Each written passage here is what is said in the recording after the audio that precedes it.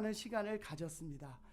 하나님이 놀랍게 일하고 계심을 믿고 있고 또 그 시간이 계속 되기를 여러분들의 많은 기도가 필요합니다. 지금 3, 4월에 걸쳐서 전국에 있는 교회들은 회개의 40일로 함께 큐티를 하고 있습니다. 그리고 어떤 교회는 그 40일을 마치고 거룩한 성회라는 이름으로 서로의 죄를 고백하는 시간을 갖고 있습니다. 우리 잠실센터는 4월 30일에 패밀리 그룹별 예배를 드리면서 이 거룩한 성회를 진행하기로 했습니다. 그래서 오늘은 거룩한 성회를 위한 마음을 준비하기 위해서 제가 잠깐 말씀을 준비했습니다. 회개하라, 하늘나라가 가까이 왔다라는 제목으로 말씀을 나누고자 합니다. 사실 말씀을 나눌 때, 말씀을 준비할 때 어려운 주제 중에 하나가 바로 이 회개입니다. 말씀을 준비해 본 분들은 알겠지만 준비하는 과정 중에 바로 이 말씀이 내가 들어야 되는 말씀인 경우가 많습니다. 근데 회개에 대한 말씀을 준비할 때 보면 회개할 것들이 너무 많아서 마음이 무겁습니다. 또 사실 이 회개에 대한 것은 누구 앞에서 말씀으로 전할 때도 쉽게 자신감을 갖기가 쉽지 않습니다. 우리의 죄를 보고 고백하고 해결하는 것은 누구에게나 쉬운 일이 아니기 때문에 그렇습니다. 하지만 우리는 모두 압니다. 우리 죄를 고백하고 해결한 후에 우리 마음에 찾아왔던 평화와 안도감, 그걸 경험한 적이 있기 때문에 주님이 주시는 그 평화를 기억하면서 우리는 기꺼이 어렵지만 죄를 해결하겠다는 결심을 할 수 있습니다. 오늘 저의 본문 말씀은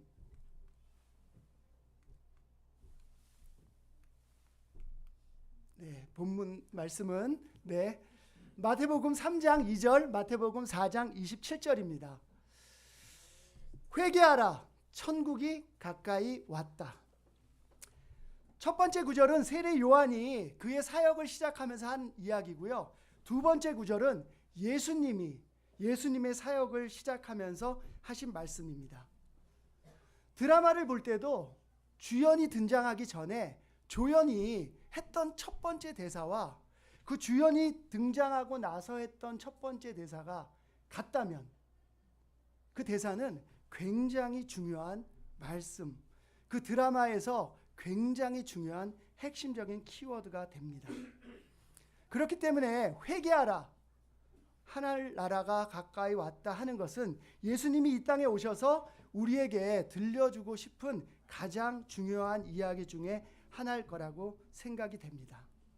우리 모두는 회개하고 하나님 나라를 맞을 준비를 해야 합니다. 요즘 여러분들이 아침마다 보내는 회개의 시간이 어떻습니까? 지금 40일 동안 우리는 하나의 큐티로 말씀을 보고 있습니다. 하나님을 향한 올바른 근심을 아침마다 하고 계십니까? 아니면 내가 그렇지, 나는 절망감 속에서 라고 하는 절망감 속에서 하루를 시작하고 있지는 않나요? 우리는 모두 회개하고 세례 받음으로 죄사함을 받았습니다. 처음에 저의 죄를 누군가에게 고백한다는 시간은 무척이나 어려웠습니다. 아마 이곳에 계신 분들은 모두 비슷한 과정을 겪었을 겁니다. 첫째는 내 죄를 제대로 바라보고 싶지 않았습니다. 그리고 내가 누군가에게 그 죄를 고백하는 그 순간은 정말 제가 사람들 앞에서 발가벗겨지는 느낌이었습니다. 저는 사람들 앞에서 되게 멋있게 보이고 싶어하는 사람입니다. 하지만 제가 사람들 앞에 보이는 이 멋지게 보이려고 하는 모습은 사실 저의 본 모습이 아니죠. 아무도 보는 사람이 없을 때 당신은 누구입니까? 몇 년 전 제가 읽었던 책의 제목입니다. 사실 제목이 하도 도전적이어서 제가 읽어봤습니다. 빌 하이벨스라는 작가가 쓴 책이었는데 읽어보셔도 좋은데요. 내용은 제목과 그대로입니다. 우리가 아무리 멋지게 보이려고 해도 내 혼자 있을 때 나의 그 모습이 진짜 우리의 모습이고, 그리스도인은 바로 그 모습이, 내가 혼자 있을 때의 그 모습이 예수님을 지속적으로 닮아가는 것이 필요하다라고 하는 겁니다. 그리고 끝내는 그냥 겉으로 드러나는 것이 아니라 우리의 본성, 우리가 가지고 있는 인격이 변화되어야 한다는 내용을 담고 있습니다. 우리는 누구나 하나님과 1대1로 만나야 합니다. 그리고 지금도 여러분은 아침에 하는 그 큐티를 통해 하나님을 1대1로 만나고 계신 겁니다. 그분에게 1대1로 기도하고, 그분에게 1대1로 여러분의 마음을 고백하고, 여러분에게 주시는 그 위로를 1대1로 받게 됩니다. 그때 여러분은 진짜 누구십니까? 오늘 저는 좀 이 도전적인 얘기로 말씀을 끌어가고 싶습니다. 크리스찬의 삶은 세례를 받는 것으로 끝나는 것이 아니라 끊임없이 변화되어 인격적인 변화까지 가야 합니다. 그 근본적인 변화는 사실 쉽지 않습니다. 내 죄를 지속적으로 직시하고 반복적으로 회개할 때만 가능합니다. 저는 아침마다 제가 얼마나 형편없는 사람인지 다시 한번 보게 됩니다. 특별히 그동안 내가 얼마나 내 안에 있는 들보를 못 보고 다른 사람의 티끌을 지적했는지 보게 됩니다. 그리고 아직까지 저의 뇌는 세상적인 뇌에서 영적인 뇌로 변화되지 않았음을 보게 됩니다.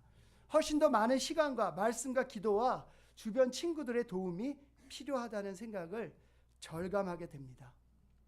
회개는 뇌의 변화라고 합니다. 세상적인 뇌에서 영적인 뇌로 본질의 변화가 일어나는 것이죠. 근데 그것은 말씀드린 대로 한 번으로 일어나지 않습니다. 여러분이 읽었던 그 회개집에 보면, 회개 그 우리 거룩한 40일에 보면 메타노이아라고 하는 단어가 나옵니다. 회개를 뜻하는 원어라고 하죠. 제가 한번 찾아봤습니다. 그래서 이 메타노이아가 무슨 뜻일까? 메타노이아는 메타라고 하는 의미와 노이아라고 하는 그 두 단어가 결합이 된 것인데요. 단순하게 표현하면 그냥 마음의 변화라고 이야기할 수 있지만, 이 메타가 가진 의미를 조금 더 강조해서 보면 그보다 훨씬 더 깊은 의미가 있었어요. 메타라고 하는 것은 무엇을 초월하고 무엇의 본질, 훨씬 더 그걸 혁신적으로 바꾸는 그런 의미를 가지고 있다고 합니다. 그래서 이 메타노이아는 우리가 느끼고 있는, 또 우리가 보는 그 감정의 변화를 완전히 뛰어넘는 변화를 의미합니다. 말씀드린 대로 이것은 한 번으로 되지 않고 지속적인 반복으로만 가능합니다. 세상에서 많이 요즘 쓰는 단어가 혁신이라는 단어가 있습니다. 혁신적인 변화. 우리가 우리의 죄를 바라보는 그것이 내가 그냥 조금 잘못했어, 내가 조금 이 감정을 이렇게 해서 내가 좀 너무 마음이 조금 아파, 너가 조금 상처를 받았지 라고 하는 그 감정의 레벨이 아니라 완전히 혁신적으로 내 죄를 바라보면서, 하나님, 내가 이 죄를 또 지었습니다. 이것이 나에게 또 있습니다. 이것을 제가 정말 없애고 싶습니다. 저의 근본적인 변화를 주십시오. 제 인격까지도 바꿔주세요. 라고 하는 것이 진짜 메타노이아라고 합니다. 혁신이라는 단어를 많이 쓰는데요. 그 혁신이라는 단어가 사실 굉장히 창의적인 아이디어라고 사용이 됩니다. 근데 이 혁자가 무슨 혁자를 쓰는지 아세요? 가죽 혁자입니다. 예, 신자는 새로울 신자입니다. 네, 여러분 동물을 잡아서 그 동물의 가죽을 벗겨가지고 우리가 입을 수 있는 가죽 잠바로 만들 때의 그 과정, 그걸 무두질의 과정이라고 하는데요. 그 과정은 굉장히 지난하고 굉장히 오래 걸리고, 그 동물에서 채취한 그것을 모든 불순물을 없애기 위한 충분한 과정이 있어야만 우리가 입을 수 있는 옷으로 변화되는 겁니다. 그래서 혁신적인 변화는 굉장히 지루한 과정 속에서 나옵니다. 여러분들의 지금 죄를 보면서 내가 또 지었어. 예, 또 지을 겁니다. 또 회개하십시오. 우린 또다시 하나님을 마주해야 됩니다. 끊임없이 우리 가운데 있는 불순물을 하나님께 완벽하게 드릴 수 있는 가죽으로 만들어내야 합니다. 혁신적인 변화가 필요합니다. 회개는 혁신적인 변화가 필요합니다. 로마서 12장 2절을 같이 한번 읽어보겠습니다. 시작. 여러분은 이 시대의 풍조를 본받지 말고 마음을 새롭게 함으로 변화를 받아서 하나님의 선하시고 기뻐하시고 완전하신 뜻이 무엇인지를 분별하도록 하십시오. 회개에 있어서 우리는 세상을 본받지 말아야 합니다.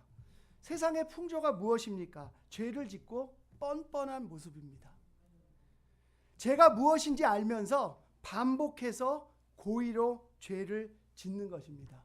많은 종교적인 사람들이 다시 죄를 짓고 다시 죄를 지으면서 십자가의 예수님을 다시 한번 못 박는 종교적인 삶을 살고 있습니다. 그것이 바로 세상적인 풍조입니다. 우리는 하나님의 선하시고 기뻐하시고 완전하신 뜻이 무엇인지를 분별해야 합니다. 그것은 바로 내가 짓는 죄가 우리 주변을 어떻게 얼마나 더럽게 하는지를 직시하는 것입니다. 죄에 대해서 가볍게 생각하는 것이 아니라 우리가 아이들과 같은 마음으로 돌아가서 우리가 처음 지었을 때 두근거렸고 떨렸고 힘들었던 그 마음을 회복하는 것이 바로 하나님이 원하는 선하신 이 세상의 풍조를 따르지 않는 그 변화라고 생각합니다.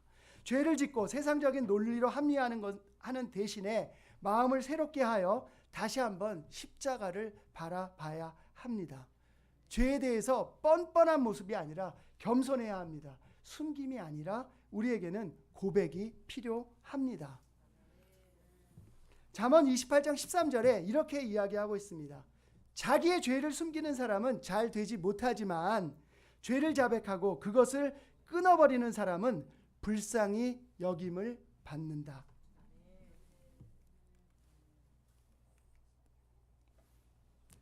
요한 1장 8절 10절에서는 이렇게 이야기하고 있습니다. 우리가 죄가 없다고 말하면 우리는 자기를 속이는 것이요 진리가 우리 속에 없는 것입니다.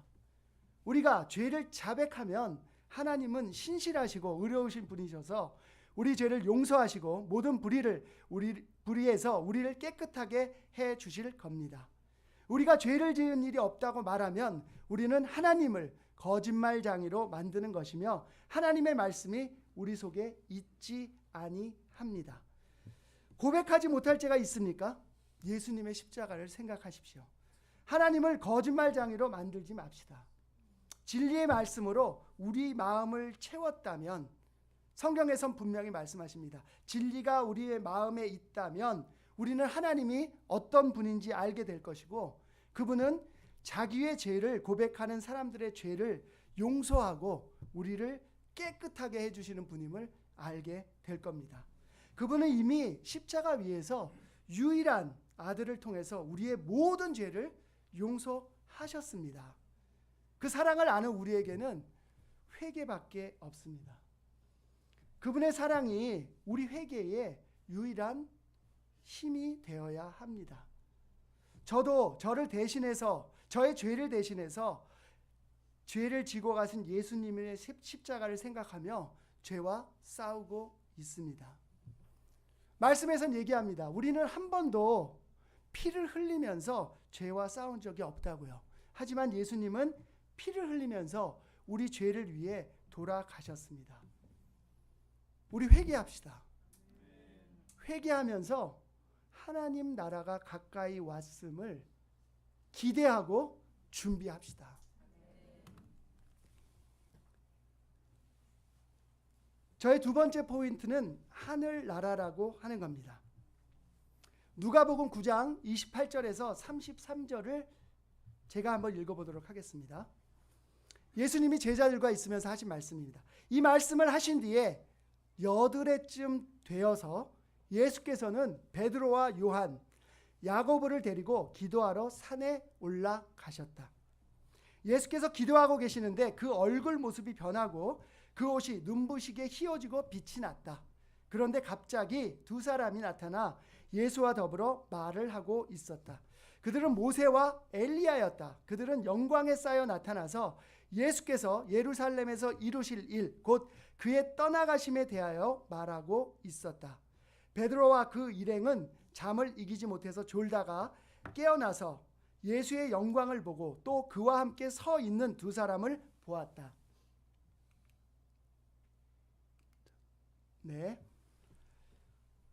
그 두 사람이 예수에게서 막 떠나가려고 할 때에 베드로가 예수께 말하였다. 선생님, 우리가 여기서 지내는 것이 좋겠습니다. 우리가 초막 셋을 지어서 하나에는 선생님을, 하나에는 모세를, 하나에는 엘리야를 모시겠습니다. 베드로는 자기가 무슨 말을 하는지도 모르고 그렇게 말하였다. 예수님과 함께 다니며 예수님의 기적을 베드로는 변화산에서 놀라운 광경을 목격합니다. 아마 베드로에게는 눈에 보이는 그 광경을 보면서 이곳이 하늘나라구나. 우리가 그렇게 존경했던 그 조상 모세와 엘리야가 예수님과 대화를 나누는 장면을 보게 된 것이죠. 근데 뒤에 보면 역시 베드로답게 막 나오는 대로 이야기를 합니다. 무슨 말을 하는지도 모르고 이곳이 하늘나라니까 내가 여기에 집을 지어서는 이 집에 모세를 모시고 엘리야를 모시고 예수님을 모시겠습니다 라고 이야기합니다.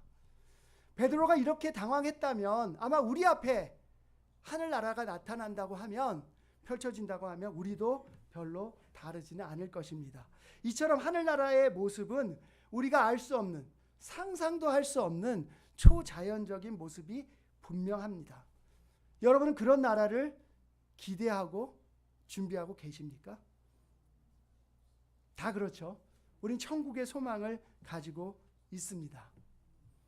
그런데 바로 그 전 구절 누가복음 9장 27절을 보면 여드레 전에 예수님이 이렇게 이야기하십니다. 내가 진정으로 너희에게 말한다. 여기에 서 있는 사람 가운데는 죽기 전에 하나님 나라를 볼 사람이 있다라고 이야기합니다. 아마 이 이야기를 듣고 베드로가 변화산에서 이 장면을 봤기 때문에 베드로는 더욱더 바로 이것이 하늘나라라고 생각했을지도 모릅니다. 근데 사실 여기에서 이야기하는 이 하늘나라는 우리가 생각하는 공간의 개념을 가진 하늘나라가 아닙니다. 이 예수님의 말씀에서 얘기하고 있는 이 하늘나라는 예수님의 죽음과 부활을 의미하고 있는 것입니다.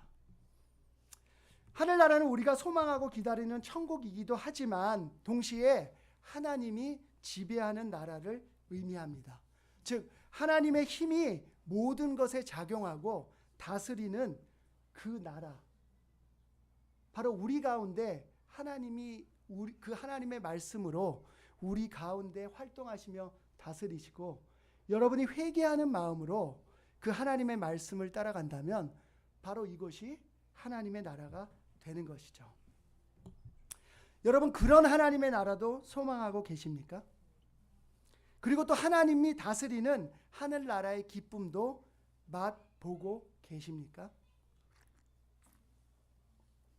그것은 우리가 천국에 가지 않아도 이 땅에서 가능한 일입니다. 그래서 누가복음 27장의 이 말씀은, 예수님의 말씀을 들은 제자들은 예수님이 십자가 위에서 죽음을 당했다가 부활하는 기적을 보게 되고 하나님의 놀라운 힘이 가장 두려운 죽음을 이기는 것을 목격하게 됩니다. 하나님의 힘이 세상에서 가장 두려워하는 죽음을 이기는 장면을 목격하게 되는 것이죠.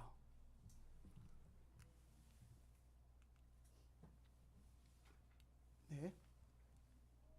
에베소서 2장 1절 2절 말씀을 한번 같이 읽어보도록 하겠습니다. 네, 좋습니다. 1장 2절, 2장 1절부터 3절까지네요. 자, 시작. 여러분도 전에는 허물과 죄로 죽었던 사람들입니다. 그때 여러분은 허물과 죄 가운데서 이 세상의 풍조를 따라 살고 공중의 권세를 잡은 통치가 곧 지금 불손 중의 자식들 가운데서 작용하는 영을 따라 살았습니다. 우리도 모두 전에는 그들 가운데서 육신의 정욕대로 살고 육신과 마음이 원하는 대로 행했으며 나머지 사람들과 마찬가지로 날 때부터 진노의 자식이었습니다. 원래 이 세상의 권세 잡은 통치가는 불순종의 자식들 가운데서 작용하는 영, 즉 사탄이라는 것입니다. 그런데 하나님은 예수님의 부활을 통해서 사탄의 마지막 무기라고 할 수 있는 죽음을 이기고 하나님의 나라가 이 땅에 왔음을 선포하셨습니다.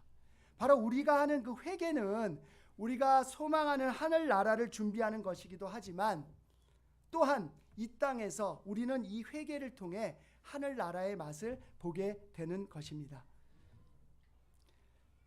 그 결과는 명확합니다. 하나님이 지배하는 나라의 풍성함이고 또 하나님이 주시는 교제의 풍성함이고 서로를 위해 진심으로 기도해 줄 수 있는 영적인 관계입니다. 어떠한 어려운 관계에서도 회복할 수 있다라는 희망입니다. 그리고 우리는 죄인이지만 하나님의 나라 안에서는 하나님의 놀라운 사명에 참여할 수 있다라는 가슴 떨림이기도 합니다. 그리고 우리가 처음 세례를 받을 때 가졌던 제자로서의 그 결정, 내 삶을 던져서 내가 하나님의 일을, 사명을 끝까지 가보겠다라고 하는 그 놀라운 사명 의식이기도 합니다. 이 모든 것들이 하나님이 다스리는 하늘 나라에서만 가능한 일들입니다. 우리는 더 이상 이 말씀처럼 진노의 자식으로 다시 돌아갈 수 없습니다. 우리는 하늘 나라의 시민권을 받았고 그것을 이 땅에서 맛보고 그 하늘 나라를 준비하고 있어요. 근데 여전히 이 땅에서는 공중의 권세를 잡은 자, 즉 불순종하는 영이 활동하고 있습니다. 그는 여전히 우리를 끝없이 유혹하고 끝없이 죄로 몰아넣고 있습니다. 우린 다시 그 하늘나라가 아닌 세상의 나라로 돌아갈 수 없습니다. 왜냐하면 에베소서 2장 10절에 이렇게 얘기하고 있습니다. 우리는 하나님의 작품입니다. 선한 일을 하게 하시려고 하나님께서 그리스도 예수 안에서 바로 그 십자가를 통해 우리를 만드셨습니다. 하나님께서 이렇게 준비하신 것은 우리가 선한 일을 하며 살게 하시려는 것입니다. 우리는 회개하고 하늘나라를 맞을 준비를 해야 합니다. 우리는 회개하고 하늘나라를 맛볼 준비도 해야 합니다. 그분의 작품답게 선한 일을 하게 하시려고 만들어진 작품답게 얽매이기 쉬운 죄를 벗어버리고 하나님 나라에 맛봤던 그 맛을 지속적으로 맛봐야 합니다. 바로 회개한 자만이 이 하늘나라를 볼 수 있습니다. 그래서 하나님은 얘기하십니다. 회개하라. 하늘나라가 가까이 왔다. 저의 마지막 포인트는 가까이 왔다입니다. 얼마나 가까이 왔는지 모릅니다. 근데 가까이 왔습니다. 마태복음 25장 1절부터 제가 한번 읽어보겠습니다. 그런데 하늘나라는 저마다 등불을 들고 신랑을 맞으러 나간 열처녀에 비길 수 있을 것이다. 그 가운데서 5은 어리석고 5은 슬기로웠다. 어리석은 처녀들은 등불은 가졌으나 기름은 갖고 있지 않았다. 그러나 슬기로운 처녀들은 자기들의 등불과 함께 통에 기름도 마련하였다. 신랑이 늦어지니 처녀들은 모두 졸다가 잠이 들었다. 그런데 한밤중에 외치는 소리가 났고 보아라 신랑이다 나와서 맞이하여라. 그때 그 처녀들이 모두 일어나서 제 등불을 손질하였다. 미련한 처녀들이 슬기로운 처녀들에게 말하기를 우리 등불이 꺼져가니 너희의 기름을 좀 나누어 다오 하였다. 그러나 슬기로운 처녀들이 대답했다. 그렇게 하면 우리에게나 너희에게나 다 모자랄 터이니 안 된다. 차라리 기름 장수들에게 가서 사서 써라 라고 이야기했습니다. 네.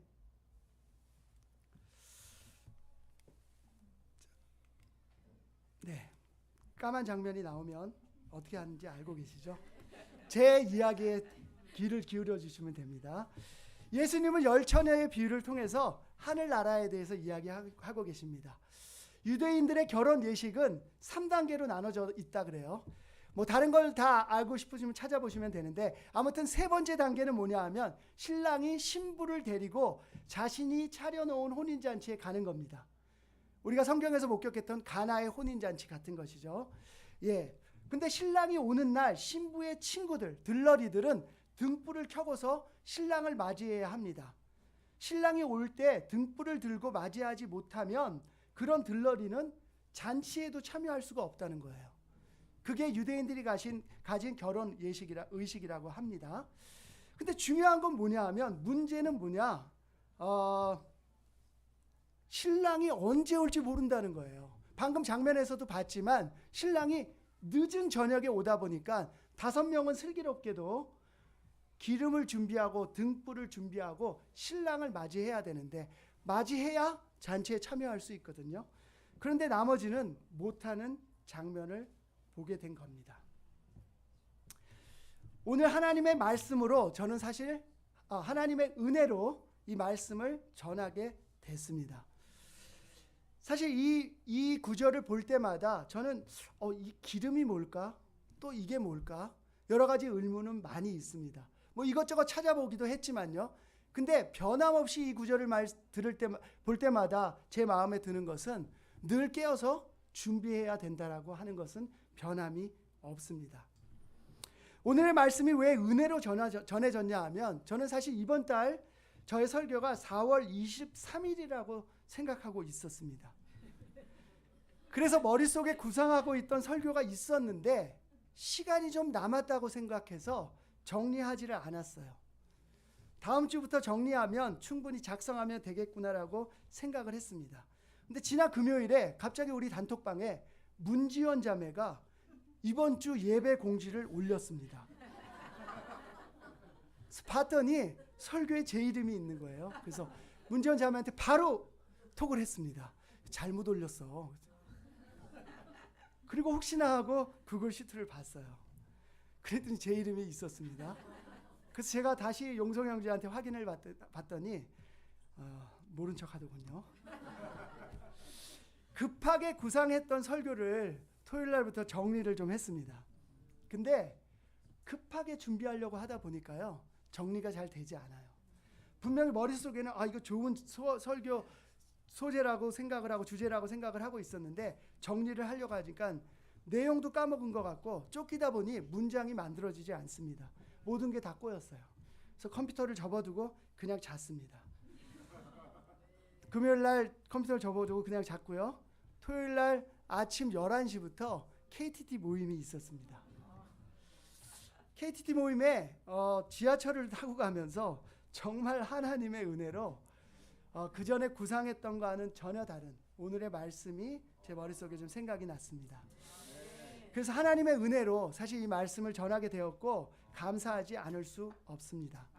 저에게는 이처럼 바로 하지 않으면 미루는 성향이 있는 것 같습니다. 그래서 그 미뤄서 하는 것은 그 결과가 좋지 않은 경우가 많습니다. 하나님의 나라를 볼 수 있게 하는 우리의 회개도 이와 같다고 믿습니다. 회개는 진행형이어야 합니다. 내가 했기 때문에 이제 끝났어가 아닙니다. 그 하나님의 나라는 언제 올지 몰라요. 하늘나라의 비유를 들어보면 언제 올지 모릅니다. 우리의 회개는 준비되어 있어야 합니다. 회개는 진행형이어야 합니다. 미뤄서는 좋은 결과가 나올 수 없습니다. 우리는 늘 건강한 긴장감을 가지고 회개하며 하늘나라를 준비해야 합니다.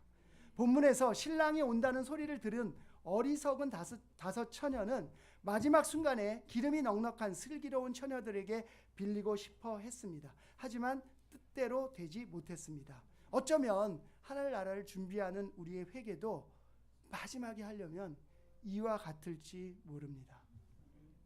그리고 하늘나라를 준비하는 회개는 우리 개인의 문제입니다.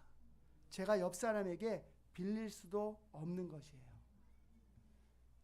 우리 모두 40일간 우리의 마음을 준비하며 회개의 준비를 이미 회개를 하면서 거룩한 성회를 준비하고 계신다고 믿습니다. 그 아침 시간에 내 회개가 진행형인지, 내가 정말 혁신적인 뇌의 변화를 가져올 만한 그런 마음의 변화, 반복된 회개를 하고 있는지 돌아보시기를 바랍니다. 4월 30일 거룩한 성회를 준비하면서 혹시나 미뤄놨던 회개가 있다면 오늘부터 준비합시다. 저는 오늘 이 세 가지 포인트로 말씀을 나눴습니다. 회개는 일회성이 아닙니다. 지속적인 회개는 혁명적인 변화를 가져올 겁니다. 두 번째, 하나님의 나라에서 삽시다. 회개는 이 땅에서도 하나님의 나라를 맛보게 합니다. 세 번째, 가까이 왔습니다. 회개는 진행형입니다. 우리가 지금부터 회개를 시작하시기를 간절히 바라면서 이 말씀을 마치도록 하겠습니다. 감사합니다.